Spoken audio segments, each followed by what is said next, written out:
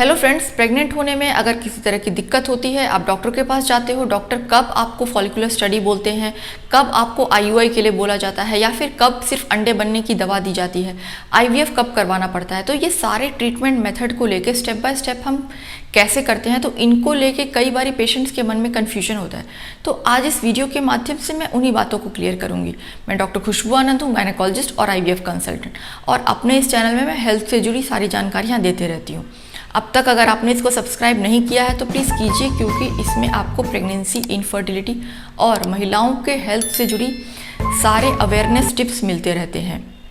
तो चलिए देखते हैं, किसी भी औरत को प्रेग्नेंट होने के लिए उसकी बच्चेदानी, उसकी अंडेदानी और बच्चेदानी और अंडेदानी के बीच का जो कनेक्शन है, फैलोपियन ट्यूब है, ये तीनों ठीक ढंग से काम करने चाहिए।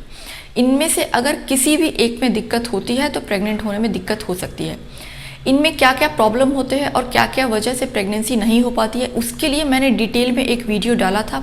अगर आपने उसको नहीं देखा है तो डिस्क्रिप्शन में उसका लिंक दिया हुआ है, उसको जाके आप ज़रूर देखिए, तब आपको क्लियरली समझ में आएगा कि इनफर्टिलिटी का इलाज स्टेप बाय स्टेप किस तरह से किया जाता है। उसके अलावा जब भी आप आईवीएफ सेंटर पे आते हो तो काफ़ी लेट से आते हो, जब आपने शादी के 10-15 साल तक दवा चला ली होती है, क्योंकि कई बार कुछ पेशेंट्स ऐसे आते हैं कि अब हमने सारी दवा चला ली है, अब हमको आईवीएफ कराना है। और जब हम उनका ट्रीटमेंट स्टार्ट करते हैं, उनका बेसिक सा टेस्ट फॉलिकुलर स्टडी करते हैं, ये चेक करने के लिए नीचे से अल्ट्रासाउंड करके कि अंडे बन रहे हैं या नहीं, तो पता चलता है कि उनमें अंडे नहीं बन रहे हैं और वो कहते हैं कि इस तरह का टेस्ट तो हमारा किया ही नहीं गया। तब हमको उन लोगों को कन्विंस करना पड़ता है कि नहीं, आपको आईवीएफ की ज़रूरत नहीं है, आपको सिर्फ अंडे बनने की दवा देके ही आप आसानी से प्रेग्नेंट हो सकते हो। तो ये एक गलत धारणा है कि हमको आईवीएफ सेंटर तब जाना है जब हमने सारे इलाज करा लिए हैं और हमको बच्चा इलाज से नहीं हुआ तब हम आईवीएफ कराएंगे।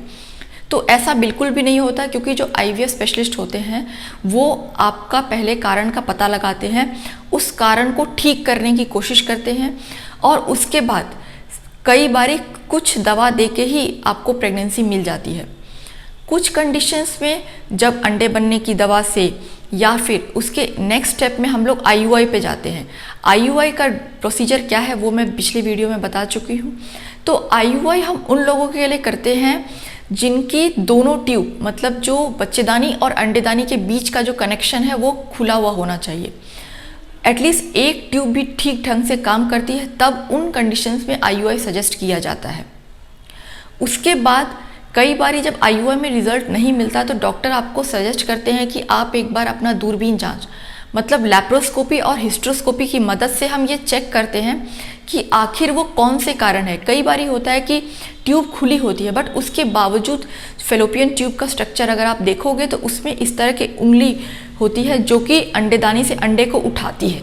कई बारी जो फेलोपियन ट्यूब का जो एंड का स्ट्रक्चर है, जो फिम्ब्रिया है, वो ठीक ढंग से काम नहीं करती, वो अंडेदानी से अंडों को उठाने में केपेबल नहीं होती। ऐसी स्थिति में लैप्रोस्कोपी, मतलब दूरबीन की मदद से अगर कोई एडेशन हो गया है, वो पेल्विक साइड वॉल या फिर आंतों से चिपक गई है, तो एडेशियोलाइसिस की मदद से उसको ठीक किया जाता है।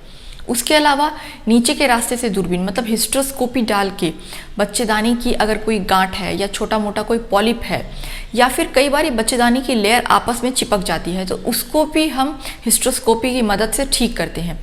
लैप्रोस्कोपी और हिस्ट्रोस्कोपी से बेसिकली आपके नेचुरल प्रेगनेंसी कंसीव करने की क्षमता को बढ़ाया जाता है। उसके अलावा जिन लोगों को आईयूआई लैप्रोस्कोपी की मदद से अगर प्रेगनेंसी नहीं मिल पाती, तब हम लास्ट स्टेप आईवीएफ पे शिफ्ट करते हैं।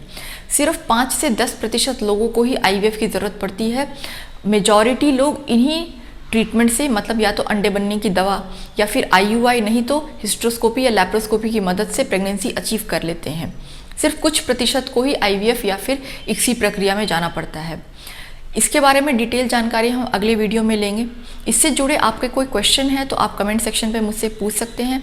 आप इंस्टाग्राम पे भी फॉलो कर सकते हैं मुझे, वहाँ पे भी मैं आपके क्वेश्चंस के आंसर देती हूँ। तो नेक्स्ट वीडियो में हम डिटेल में आईवीएफ और एग डोनेशन की प्रक्रिया पे चर्चा करेंगे। चैनल को सब्सक्राइब करके रखिएगा ताकि जब भी वो वीडियो आए तो आपको पता चल जाए। तो मैं आपसे अगले वीडियो में मिलूंगी, तब तक के लिए आप खुश रहिए और अपने स्वास्थ्य का पूरा ध्यान रखिए। Thank you.